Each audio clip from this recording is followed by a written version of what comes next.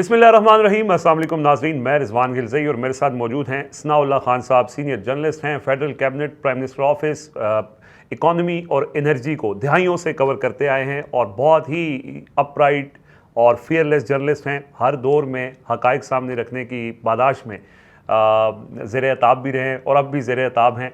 Last time पे ये don news में चीफ रिपोर्टर थे और आजकल इनके लिए एजाज़ ये है कि ये अपना यूट्यूब करते हैं और बड़ी ज़बरदस्त खबरें देते हैं। जो पब्लिक इंपॉर्टेंस की खबर है, जो हुकूमत की नाअहली है, जो इकॉनमी के अंदर हुकूमत की जो नालायकी की वजह से मुल्क की मईशत को नुकसान हो रहा है, वो ये उजागर करते हैं और मोस्ट इम्पॉर्टेंट सवाल करते हैं। और वो सवालात इनकी पहचान है, वो प्राइम मिनिस्टर हों, वो वज़ीर ख़जाना हों, लोगों के जज्बात की बेहतरीन तर्जुमानी करते हैं। तो हमारे ये प्रिविलेज है, ऑनर है, हमारे साथ मौजूद हैं सनाउल्लाह खान साहब। सर, आपका बहुत शुक्रिया। सर, बात करेंगे पाकिस्तान की मौजूदा माशी सूरत हाल, जो ऑलरेडी एक बहुत बड़ा ऐसा पॉइंट बन चुका है जिसको आप इकनॉमिक टाइम बॉम्ब भी कहते हैं। और इसी सारी सिचुएशन के अंदर अब बजट आ रहा है और बजट के अंदर जो चीज़ें बहुत ही खौफनाक होने जा रही हैं वो ज़ाहिर आप अपनी वीडियो के अंदर बताते भी रहते हैं। तो आज ज़रा तफसील से सर इसके ऊपर आपसे जानने की कोशिश करेंगे। सबसे पहले तो ये बताएं कि ये जो बजट आ रहा है इसमें अवाम के लिए कौन सी चीज़ें हैं जो बहुत ख़तरनाक होने जा रही हैं। रिजवान, बहुत शुक्रिया। रिजवान, इन चीज़ों पर जाने से पहले हमें ये देखने की ज़रूरत है कि इशू हैं क्या और हम इस पोजीशन में आए क्यों। बुनियादी तौर पर जो पाकिस्तान के जो बड़े इश्यूज़ हैं, जिनको आप कह सकते हैं, जो पिछले 40-50 साल को के पूरे उस पर मुहित है, वो पाकिस्तान के 2-3 इशू हैं। एक तो बैलेंस ऑफ पेमेंट का इशू है। बैलेंस ऑफ पेमेंट को मैं सादा अल्फाज में ये समझा दूं कि हमारे पास इतने डॉलर नहीं होते कि हम अपनी रिक्वायरमेंट की जो चीज़ें इंपोर्ट कर सकते हैं उनको पूरा कर सकें। अल्लाह भला करे जो ओवरसीज़ पाकिस्तानी हैं वो कुछ हमारी मदद कर देते हैं, ना हम अपनी एक्सपोर्ट बढ़ा सके, तो हम इस क्राइसिस में रहते हैं। और इस क्राइसिस को हल करने के लिए हम कोई 24-25 मरतबा हमें IMF का प्रोग्राम लेना पड़ा। और जो मौजूदा क्राइसिस है ना, ये IMF का प्रोग्राम हमने लिया था 2024 में और इस प्रोग्राम तक आते आते ये सूरत हाल हो गई थी कि पाकिस्तान पर IMF का जो कॉन्फिडेंस है वो मुकम्मल शैटल हो चुका था, ख़त्म हो चुका था। और जो प्राइम मिनिस्टर शहबाज शरीफ अपनी कई तकरीरों में कह चुके हैं कि इस प्रोग्राम के लिए हमें नाक रगड़वाई है IMF ने, और ये रिकॉर्ड पे मौजूद हैं। और ये मैं ये समझता हूँ कि ये पाकिस्तान की तारीख़ का सबसे मुश्किल और टफेस्ट प्रोग्राम है, जो अभी जिसमें 5 जो क्वार्टर हैं वो बकाया हैं जी, अभी हमने चलना है इस पर। तो हमारा जो आइंदा बजट आएगा वो IMF के इस फ्रेमवर्क के अंदर आएगा और IMF आपसे किसी किस्म की कोई रियायत करने के लिए तैयार नहीं है और आप पे एतबार करने के लिए तैयार नहीं है। दूसरा जो हमारा क्राइसिस है, जो सबसे बड़ा मैं समझता हूँ, वो हमारी गवर्नेंस और करप्शन है। और उस पर भी IMF ने पिछले साल UN के साथ मिलकर, UN का एक इदारा है, इसको कहते हैं ड्रग्स एंड क्राइम, उसके साथ मिलके पाकिस्तान में करप्शन की असेसमेंट एक रिपोर्ट तैयार की जिसको करप्शन डायग्नोस्टिक रिपोर्ट कहते हैं। तो मेरी ज़ाती राय में जितना मैंने काम किया है, तो ये 2 बड़े इशू हैं हमारे अंदर और इनको समझना ज़रूरी है कि जो हमारे क्राइसिस हैं बुनियादी तौर पर उनकी वजूहात ये हैं।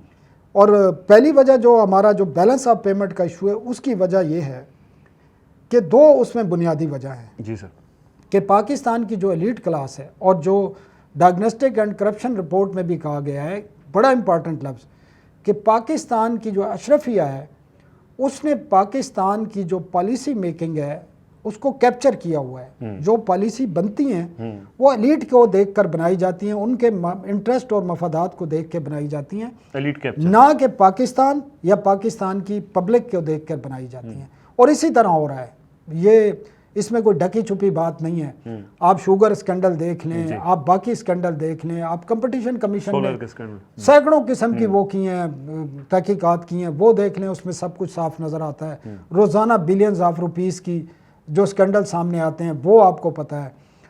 और उसके साथ जो दूसरा बड़ा इशू है उसमें मैंने आपको बताया कि हमारा जो इम्पोर्ट का बिल है उसमें सबसे बड़ा जो 2-3 चीज़ें हैं जो बड़ी, जो ज़्यादा इंपोर्ट करते हैं।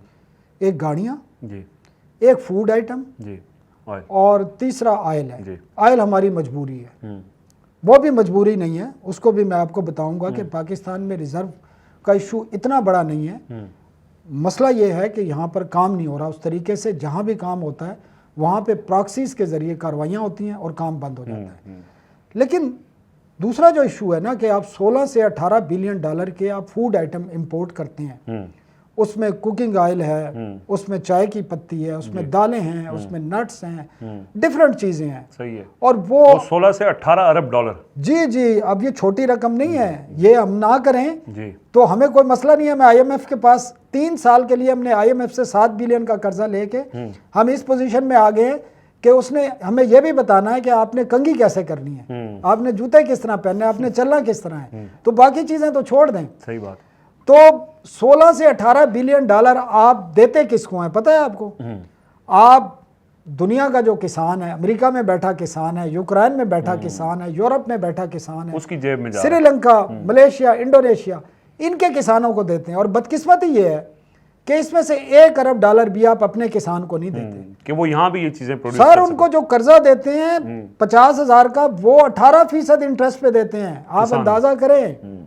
بجلی مہنگی ملتی ہے سر، کھاد ان کو مہنگی ملتی ہے، سبسڈیز تو وہ تو ایک علیحدہ چیز ہے، وہ تو آپ چلے جائیں اس میں. دوسرا جو ایشو ہے وہ کرپشن کا ہے. جی وہ بڑا خوفناک ہے. جی آپ اس میں اب کوئی ڈھکی چھپی بات نہیں ہے. جو ڈائگنوسٹک رپورٹ میں بتا دیا ہے، اور ایلیٹ نے جو اس ملک کے جو آپ گنے چنے لوگ ہیں جس میں پولیٹیکل ایلیٹ بھی شامل ہیں، اور آپ نے ایک سٹوری دیکھی ہوگی پچھلے 1 ہفتے کے دوران جی کہ کس طریقے سے کچھ سینیٹر جو ہیں جو سمگل سگریٹ اور ٹیکس چوری کرتے ہیں، وہ سینٹ میں بیٹھ کے کس طریقے سے اپنے انٹرسٹ کو ڈیفینڈ کرتے ہیں. اور اس کی وجہ یہ ہے کہ پاکستان کی سینٹ میں بدقسمتی سے سودے بازی کے ذریعے لوگ سینیٹر منتخب ہوتے ہیں. تو یہ ہمارے مسائل ہیں بیسیکلی نا. اور یہی کرپشن کی آپ کی جو ہے زیرو ٹالرنس اس میں کرنا پڑے گا. اب میں آپ کے اس دوسرے سوال کی طرف آتا ہوں بجٹ میں. جی سر. اور اس میں بھی سب سے بڑی وجہ، اور میں نے یہ بتایا تھا کہ آئی ایم ایف کا ایگزیکٹو بورڈ بتائے گا کہ کرپشن کے حوالے سے ان کی رپورٹ پر، اور آپ حیران ہوں گے رضوان، جب یہ رپورٹ بنی تو حکومت نے 6 مہینے اس رپورٹ کو ریلیز نہیں ہونے دیا. جی ہاں، ڈائگنوسٹک رپورٹ نہ صرف رپورٹ میں ریلیز ہونے دیا بلکہ اس میں سے بہت سارے صفحات کو ڈیلیٹ کرایا گیا، جس کے بعد یہ رپورٹ ریلیز ہوئی. اچھا. اب اس I M F executive board کی جو 131 پیج کی رپورٹ ہے، اس کے مطابق 30 جون سے پہلے حکومت پاکستان کو آئی ایم ایف کے ساتھ ایک ایگریمنٹ کرنا ہے، بڑا ایگریمنٹ. اچھا. جس میں یہ طے کرے گا کہ 10 ٹاپ کے جو کرپٹ ادارے ہیں اس ملک میں، وزارتیں ہیں، ان کا انتخاب ہوگا، اور اس میں پلان آف ایکشن ہوگا، اور ہر 3 مہینے بعد آئی ایم ایف اس کی نگرانی کرے گا. یہ جو کام ہمیں خود کرنا چاہیے وہ آئی ایم ایف ہم سے کرا رہا ہے. اور دوسرا جو بجٹ میں آ رہا ہے، بجٹ میں ایک تو یہ طے کر لیا گیا ہے کہ اب 1 جولائی کے بعد کوئی سبسڈی نہیں ہوگی انرجی سیکٹر میں، خاص کر اچھا بجلی، گیس، پیٹرولیم پروڈکٹ. وہ 200 یونٹ والے جو غریب ترین صارفین ہیں، کسی کو وہ جو کراس سبسڈی تھی وہ بھی ختم ہو جائے گی. اور اس وقت بھی جو دونوں گیس کمپنیاں ہیں جی ان کی پٹیشن پر ہیئرنگ ہو چکی ہے.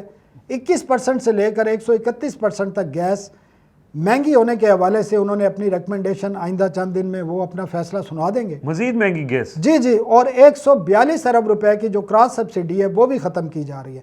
اس کے علاوہ یہ بھی طے کیا گیا ہے کہ ہر 3 مہینے بعد اس کا ریویو ہوگا. اچھا. بجلی، اور جو اس تمام چیزوں کے باوجود کہ پچھلے 4 سال کے دوران آفٹر جو عمران خان کا ایک دور ختم ہوا تھا اس کے بعد 2022 1300% گیس کی قیمتوں میں اضافہ کیا گیا. فکس چارجز علیحدہ ہیں. پچھلے 4 سال میں 1300% 1300% گیس کی. اور یہ میں نہیں بتا رہا، آپ پاکستان بیورو آف اسٹیٹسٹک کی ویب سائٹ پر جائیں، یہ سرکاری ادارہ ہے، اس کا ڈیٹا چیک کریں، وہ آپ کو بتائیں گے. پہلے مرحلے میں 1100% ہوئی تھی، پھر 200% ہوئی، 1300%. اس کے علاوہ فکس چارجز لگائے بجلی پر بھی، گیس پر بھی. اور بجلی مہنگی ہوئی ہے 100% پچھلے 3-3.5 سال میں، 100% ڈبل ہو گئی ہے. اس کے علاوہ فکس چارجز علیحدہ ہیں. فکس چارجز اس لیے لگائے گئے ہیں کہ آپ سے سرکولر ڈیٹ مینیج نہیں ہو رہا. سرکولر ڈیٹ اس لیے مینیج نہیں ہو رہا کہ آپ کی اس قسم کی پالیسیاں ڈیفنٹ پالیسیاں تھیں کہ آپ کو فیوچر کا 1 سال کے بعد پتہ نہیں کیا ہونا ہے. جب آپ سولر، آپ نے بجلی، اور یہ آپ نے ایک اصول اکانومی کا ہے ڈیمانڈ سپلائی کا، اس میں ہوتا یہ ہے کہ جب آپ جو چیز جتنی مہنگی کریں گے نا اس کی ڈیمانڈ کم ہونا شروع ہو جائے گی اور لوگ الٹرنیٹو جو ہے اس پہ جائیں گے. بجلی کے ساتھ بھی یہی ہوا ہے. آپ کی 7,000 میگا واٹ جو کیپیسٹی ہے نا وہ سولر نیٹ میٹرنگ پہ چلی گئی ہے. صحیح ہے. ٹھیک ہے جی. حکومت کے پاس اب بجلی موجود ہے, خریدار نہیں ہے. اب جو پاور پلانٹ 2015-16 میں لگائے گئے تھے وہ اس ملک کے لیے سب سے بڑا عذاب ہے, اور وہ ان کی خالی کیپیسٹی پیمنٹ 1,000 سے 1,500 ارب روپے سالانہ ہے. بجلی استعمال ہو نہ ہو آپ نے 1,000 سے 1,500 روپے دینے ہی لازمی. یہ بار بار میں آپ کو بتا رہا ہوں, یہ 2015-16 کے پروجیکٹ ہیں جو کہ پنجاب, سینٹرل پنجاب میں لگائے گئے. چائنا کے تھے, نواز شریف کے دور میں ایل این جی کے 4 پاور پلانٹ تھے اور کوئلے کے 2-3 پاور پلانٹ تھے. وہ آج ہمارے لیے, اس قوم کے لیے عذاب بن چکے ہیں. نہ آپ اس کو نگل سکتے ہیں, نہ آپ اس کو تھوک سکتے ہیں. وہ آپ نے دینے ہیں, اور وہ 2,000 سے یا 2,500 سے 3,000 روپے وہ پیسہ آپ دے رہے ہیں کیپیسٹی پیمنٹ میں, جو آپ بجلی یوز ہی نہیں کر رہے. اس کے علاوہ علیحدہ چیزیں ہیں. تو یہ ساری چیزیں پاس آن ہوں گی. جہاں تک آپ بات کر رہے ہیں کوئی ریلیف کی بات ہے, تو آپ کے پاس کوئی کوشن نہیں ہے بھائی. صحیح. آپ کے پاس جگہ ہی نہیں ہے, چاہے وہ سرکاری ملازمین ہے, چاہے پاکستان کی عوام ہے. یہ طے کر لیا گیا ہے. اور آپ نے دیکھ لیا ہے کہ پی ڈی ایل جو ہے, پیٹرولیم پہ جو ٹیکسز ہیں, آئی ایم ایف نے کہا ہے کہ 166% ٹیکس ہے پیٹرولیم مصنوعات پر. 166%. آپ اس کو آپ کیلکولیٹ کر لیں وہ کتنا بنے گا. اور یہ وہ شرط ہے اس کے اندر وہ بڑھایا جائے گا پیٹرول بھی. نہ وہ کہہ رہا ہے اس وقت ہے. اچھا آلریڈی ہے, ٹھیک ہے. ان کی تو شرط ابھی تک جو ہے وہ 80 روپے پر لیٹر ہے. لیکن وہ سر آلریڈی 117 روپے تو ہم لے رہے ہیں. اور آپ کو یاد ہے وہ کچھ عرصہ پہلے, آج سے 5-6 سال پہلے, پیٹرول پر جو پی ڈی ایل تھا وہ 8 روپے لیٹر تھا, اور ڈیزل پر 10 روپے تھا. آج وہ 80 نہیں 117 روپے یا 120 روپے ہو چکا ہے. کل کچھ تھوڑا آگے پیچھے کیا انہوں نے, 5 روپے کم کیے. وہ کوئی کم نہیں کیے, وہ ایڈجسٹمنٹ کی ہے جو آئی ایم ایف کا فریم ورک ہے اس کے اسی کے مطابق. تو وہ انہوں نے ساری چیزیں ان کو کمٹمنٹ کر لی ہیں اور وہ کرنی پڑیں گی. اس کے علاوہ بھی بہت ساری چیزیں ہیں سر جس کو دیکھنے کی ضرورت ہے. اور اب یہ کوشش یہ کی جا رہی ہے کہ جو سرکاری ملازمین ہیں, کیونکہ بہت زیادہ تنگ ہیں لوگ, مجھے جو لگتا ہے بمشکل جو انفلیشن ریٹ ہوگا اس پہ شاید جا کر کوئی تھوڑا بہت انکریز آ جائے. لیکن پرابلم یہ ہے کہ اب تو سٹرکچر چینج ہو چکا ہے نا, کہ آپ نے پینشن کا نظام چینج کر دیا ہے. جو نئے لوگ آئیں گے ان کے لیے پینشن کا سسٹم ڈیفرنٹ ہے. حکومت اپنے بوجھ کم کرنے جا رہی ہے. ادارے بہت سارے بند کر دیے گئے ہیں, 4-5 ادارے بند ہو چکے ہیں. جو خالی سیٹیں پڑی تھیں تقریباً 5-6 لاکھ, نہیں وہ ابالش کر دی. لیکن رضوان اس کے باوجود اس سال کے 9 مہینے کے دوران آپ کا جو ایکسپینڈیچر ہے, جو یہ کہتے ہیں ہم نے بچت کی ہے, جھوٹ بولتے ہیں, وہ 12.5% بڑھ گیا ہے. اچھا جی. اور دوسری بات یہ ہے کہ یہ جو کہتے ہیں کہ لوگ ٹیکس نہیں دیتے, یہ بکواس کرتے ہیں. میں اس کو ثابت کر سکتا ہوں. اچھا. اس کی وجہ یہ ہے کہ اگر پچھلے 5 سال کے دوران آپ کا ٹیکس ڈبل ہوا ہے, جو ریکوری, تو آپ کا ایکسپینڈیچر اس سے زیادہ ہو گیا ہے. تو پرابلم آپ کا ٹیکس ریکوری پہ نہیں ہے, پرابلم آپ کا ایکسپینڈیچر پہ. آپ اپنے خرچے 85,000 سرکاری پول میں گاڑیاں ہیں, 85,000 سرکاری گاڑیاں. جی 85,000. اور وہ ہمارے ایک دوست ہیں اکانومسٹ بڑے اچھے, وہ ثابت کر کے بتا رہے تھے کہ برطانیہ جس نے آدھی دنیا پر حکومت کی, ان کے سرکاری پول میں کتنی گاڑیاں, آپ حیران ہوں گے, 85 گاڑیاں. اور ہمارے 85,000 گاڑیاں ہیں, اور سرکاری پول میں اس کے اندر لوکل گاڑیاں نہیں ہیں, امپورٹڈ گاڑیاں ہیں, مہنگی گاڑیاں ہیں. یہ سرکاری پول کی گاڑیاں ہیں, ان کا فیول بھی سرکاری, ان کی مینٹیننس بھی سرکاری, ان کے ڈرائیور بھی سرکاری. اور حالت یہ ہے کہ جہاں ہم قرض لے کر اپنا ملک چلاتے ہیں, ایک ایک وزارت کے 5 وزیر ہیں اس وقت. ایک وزیر ہے, ایک مشیر ہے, ایک ایس اے پی ایم ہے, ایک اسٹیٹ منسٹر ہے, ایک پارلیمانی سیکرٹری ہے. ضرورت ہی نہیں ہے. اور ریزلٹ آپ دیکھ لیں, اور سب کے پاس گاڑیاں ہیں, سب کے پاس ڈرائیور ہیں, سب کچھ ہے. اسی چیز کے لیے تو وہ بنتے ہیں. اور سر BMW ابھی منگوائی گئی تھی, آئینی بینچ جو آئینی کورٹ بنی ہے ان کے لیے. وہ بدقسمتی ہے, جو ملک قرض لے کے $1 کے لیے منتے ترلے ہمیں کرنے پڑتے ہیں, بدقسمتی ہے. ان کو تو امپورٹڈ گاڑی لینی ہی نہیں چاہیے, بین ہونی چاہیے. بالکل 1 منٹ نہیں لگانا چاہیے حکومت کو کہ جتنی بھی امپورٹڈ پبلک آفس ہولڈر کے پاس یا آئینی عہدیداروں کے پاس ہیں، لیکن مسئلہ یہ ہے کہ ان کو اس چیز سے فرق ہی نہیں پڑتا. سو ایکسپینڈیچر ہمارا بجائے اس کے کم ہونے کے وہ بڑھ گیا ہے، اور یہ جو دعویٰ کیا جا رہا ہے کہ ہم خرچے بچا رہے ہیں، یہ درست نہیں ہے. اچھا سر، ایک یہ بھی مجھے تھوڑا سا گائیڈ کر دیں. گاڑیوں کا آپ نے کہا ہے ہر بجٹ میں گاڑیاں، ہمارے ہاں ایک، میں گاڑی کا نام نہیں لیتا، جو سب سے سستی ترین گاڑی سمجھی جاتی ہے یا سب سے کمزور ترین گاڑی سمجھی جاتی ہے، وہ بھی ہر بجٹ میں مہنگی ہو جاتی ہے 2 سے 3 لاکھ روپے. اور یہی صورتحال باقی گاڑیوں سے ریلیٹڈ ہے. تو گاڑیاں اس بارے میں جو ہے نا بہت زیادہ جو ہے نا کنفیوژن پایا جاتا ہے اور غلط فہمی پائی جاتی ہے. اچھا، یہ بھی آپ بڑے حیران ہوں گے. جی، آپ کو میں مثال دوں، پاکستان میں ایک گاڑی بنتی ہے فارچون، ٹویوٹا بناتا ہے. جی، فارچونر. آپ کو پتا ہے وہ کتنے کی ہے اس وقت مارکیٹ پرائس؟ سر وہ 1.5 کروڑ سے زیادہ کی ہے میرے وہ خیال میں. 2 کروڑ 48 لاکھ روپے ہے اس کی مارکیٹ پرائس ہے. آپ کو پتا ہے اس میں ٹیکس کتنا ہے؟ کتنا ہے سر؟ 1 کروڑ 48 لاکھ روپے حکومت کے خزانے میں جاتے ہیں اس میں سے. 2.5 کروڑ کی گاڑی میں تقریباً 1.5 کروڑ روپے ٹیکس ہے. یعنی جی جی، گاڑیوں پہ جو ٹیکس ہے نا، اچھا، وہ 42% سے لے کر 65% تک ہے. گاڑی اس لیے مہنگی ہے. آپ کو سمجھ، آپ میری بات، اور یہ میں آن دی ریکارڈ بتا رہا ہوں، ثابت کر سکتا ہوں، میرے پاس اس کے پورے لسٹنگ پڑی ہوئی ہے. اب آپ کے ناظرین کے لیے ایک بریکنگ خبر ہے. جی سر. کہ آئی ایم ایف نے جو ایک شرط رکھی ہے، پاکستان میں پہلی دفعہ حکومت نے کمٹ بھی کر لیا ہے، کمرشل بنیادوں پر یوزڈ کار 5 سال پرانی امپورٹ کرنے کی اجازت حکومت کو دینے کی انہوں نے ایگری کر لیا ہے آئی ایم ایف کے ساتھ. اچھا. اور حکومت اس سلسلے میں قانون سازی کرنے جا رہی ہے. پاکستان میں اس وقت جو امپورٹڈ گاڑیاں آتی ہیں جی، وہ 2 اسکیموں کے تحت آتی ہیں، گفٹ اسکیم اور ٹرانسفر آف ریزیڈنس. یہ جو اوورسیز پاکستانی ہیں، ان کے پوائنٹس ہوتے ہیں، ان کی بنیاد پر محدود اس پہ آتی ہیں. پہلی دفعہ یہ ہو رہا ہے کہ آئی ایم ایف نے کہا ہے کہ بھائی آپ کمرشل بنیادوں پر الاؤڈ کریں اور 5 سال پرانی کریں. اچھا. اس میں کچھ شرط رکھی گئی ہیں کہ انوائرمنٹ فرینڈلی ہونی چاہیے، لیکن یہ ایک بہت بڑا شفٹ ہوگا جو آپ بات کہہ رہے ہیں نا کہ پرائس بہت زیادہ ہے، اس سے پرائس میں بہت فرق پڑے گا. لیکن نقصان کیا ہوگا؟ یعنی پرائس کم ہوگی. لازمی بات ہے. جب آپ دیکھیں نا، پہلے تو یہ تھا کہ آپ اوورسیز پاکستانی اگر کوئی امپورٹ کرتا ہے، یہ کمرشل امپورٹ نہیں تھی، یہ اوورسیز پاکستانی کے جو پوائنٹس بنتے تھے اس کی بنیاد پہ امپورٹ ہوتی تھی. وہ اپنے کسی فیملی کے ممبر کو گفٹ کرتا ہے، یا ٹرانسفر آف ریزیڈنس تھی، اس پہ جو ٹیکس ہوتا ہے. پہلی دفعہ یہ ہو رہا ہے کہ کمرشل بنیادوں پر اب کوئی بھی، آپ یا میں یا کوئی بھی ہے، وہ 1000 گاڑی امپورٹ کرنا چاہتا ہے کر لے، 2000 کرنا ہے، جو ان کی شرائط ہے، جو ٹیکسیشن ہے. صحیح ہے. تو اس سے ایک سلاب آئے گا، کمپٹیشن بڑھے گا، پرائس کم ہوگی. لیکن نقصان بھی ایک ہوگا. اچھا، وہ کیا؟ جو اس وقت لوکل مینوفیکچرر ہیں، وہ آلریڈی اسٹرگل کر رہے ہیں. وہ اسٹرگل کریں گے. ان کی جو انڈسٹری ہے وہ لوگوں کو فائر کریں گے.